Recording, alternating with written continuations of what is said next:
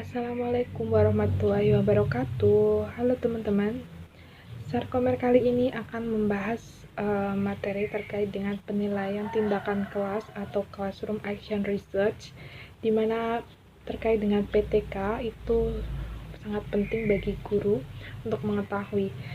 Nah, ini penting juga buat teman-teman yang akan mengikuti SKP pedagogik seperti itu ya.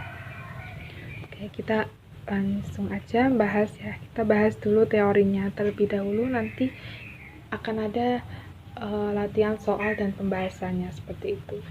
Oke, definisi dari PTK atau penilaian tindakan kelas merupakan penelitian yang dilakukan pada sebuah kelas untuk mengetahui akibat tindakan yang diterapkan pada suatu subjek penelitian di kelas tersebut. Suatu kegiatan penilaian dengan mencermati sebuah kegiatan belajar yang diberikan tindakan secara sengaja dimunculkan dalam sebuah kelas yang bertujuan memecahkan masalah atau meningkatkan mutu pembelajaran di kelas tersebut. Jadi dari slide ini teman-teman kita tahu bahwa PTK itu adalah sebuah penelitian ya. Oke. Bahwa PTK itu adalah sebuah penelitian di mana penelitiannya itu dilakukan secara sengaja, yang tujuannya itu adalah untuk memecahkan masalah dan meningkatkan mutu pembelajaran di kelas seperti itu. Jadi sengaja dilakukan untuk meningkatkan mutu pembelajaran di kelas. Kenapa sengaja? Pastinya karena ada masalah yang harus dipecahkan dalam kelas tersebut, sehingga guru itu harus atau wajib melakukan PTK seperti itu ya. Karakteristik PTK. Yang pertama, guru merasa bahwa ada permasalahan yang mendesak untuk segera diselesaikan di dalam kelasnya. Oke, benar ya teman-teman. Karena kalau PTK, kalau dalam suatu penelitian itu harus ada permasalahan. Kemudian yang kedua, refleksi diri. Yaitu karakteristik PTK itu berupa refleksi diri. Artinya apa? Artinya guru dimungkinkan untuk memeriksa dirinya sendiri, terutama terkait kelemahan dan kelebihan dari pola pembelajaran yang telah ia praktekkan. Kemudian guru berusaha mengatasi berbagai kelemahan tersebut, khususnya melalui tindakan-tindakan yang akan dilakukan dalam PTK seperti itu. Jadi PTK itu merupakan suatu bentuk refleksi diri seorang guru ya, seperti itu. Kemudian yang ketiga itu adalah kolaboratif. Artinya itu adalah guru harus berkolaborasi dengan guru lain atau kepala sekolah. Nah, jadi PTK itu bukan penelitian mandiri ya, itu merupakan penelitian kolaboratif.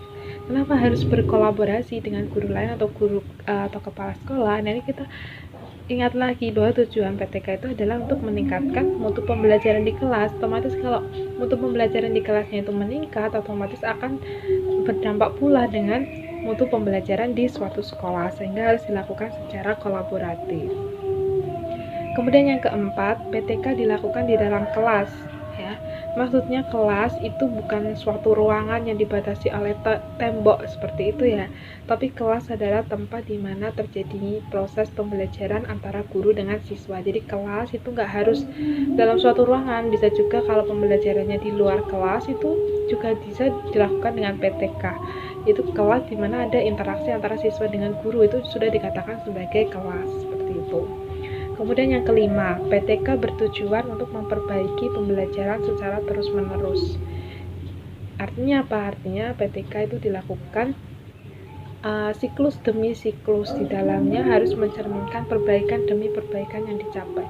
Jadi dalam PTK itu nanti akan banyak sekali siklus-siklusnya, di mana setiap siklus harus dilakukan evaluasi sampai diharapkan mendapatkan tujuan yang diinginkan, baru penelitiannya itu bisa dihentikan seperti itu. Nanti kita akan bahas bagaimana alur dari PTK. Tujuan dan manfaat PTK. Tujuan dari PTK merupakan salah satu cara yang strategis bagi guru untuk memperbaiki layanan pendidikan yang harus diselenggarakan dalam konteks pembelajaran di kelas dan peningkatan kualitas program sekolah secara keseluruhan.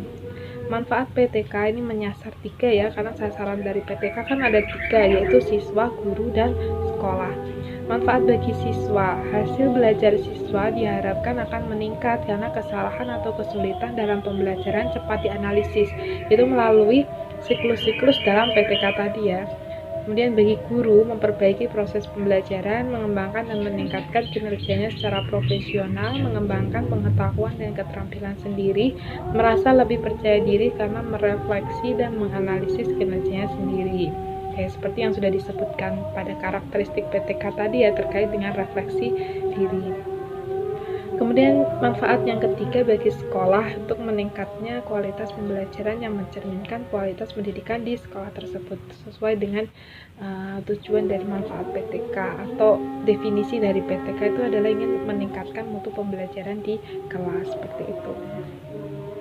Nah, berikutnya adalah terkait dengan tahapan PTK. Yang teman-teman bisa melihat siklus spiral PTK yang ada dalam monitor ya. Jadi dalam hal ini itu PTK-nya digambarkan dengan dua siklus, ada siklus 1 dan siklus 2. Langkah dalam PTK merupakan satu daur atau siklus yang terdiri atas yang pertama dan merencanakan perbaikan atau membuat skenario pembelajaran. Jadi yang pertama itu adalah dalam kegiatan perencanaan. Nah, kegiatan perencanaan itu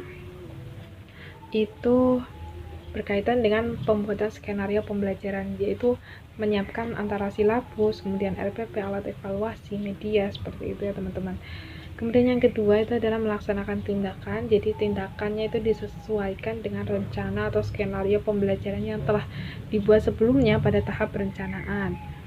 Kalau dalam bagian ini ditunjukkan dengan pelaksanaan, seperti itu. Kemudian yang ketiga, mengamati.